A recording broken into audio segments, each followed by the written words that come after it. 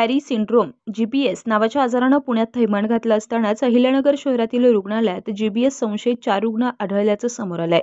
हे चौघंही रुग्ण शहराबाहेरील असून एकाला पुणे येथे तपासणीसाठी पाठवण्यात आलंय, तर तिघांवर शहरातील खासगी रुग्णालयात उपचार सुरू आहेत. त्यांची प्रकृती सुधारत असल्याचं वैद्यकीय अधिकाऱ्यांनी सांगितलंय. जिल्हा रुग्णालयात एका अल्पवयीन मुलगी जीबीएस संशयित आढळल्यानं तिला तपासणीसाठी पुणे येथे पाठवण्यात आलंय. सदर मुलगी ही जिल्हाबाहेरील असल्याचं सांगण्यात येत आहे. तर शहरातील खासगी रुग्णालयात 3 संशयित रुग्ण आढळल्याची माहिती महापालिकेकडे प्राप्त झाली आहे. ते तिघांची प्रकृती स्थिर असून सुधारणा होत आहे.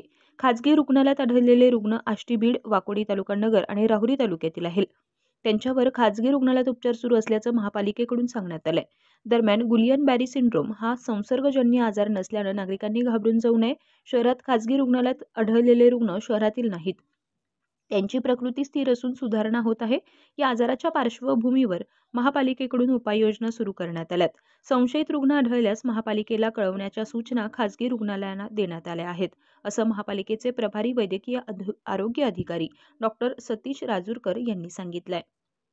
तेज खबर महाराष्ट्र न्यूज उपसंपादक अँटोन शामसुंदर गायकवाड. Mobile number 9850 29 16 72.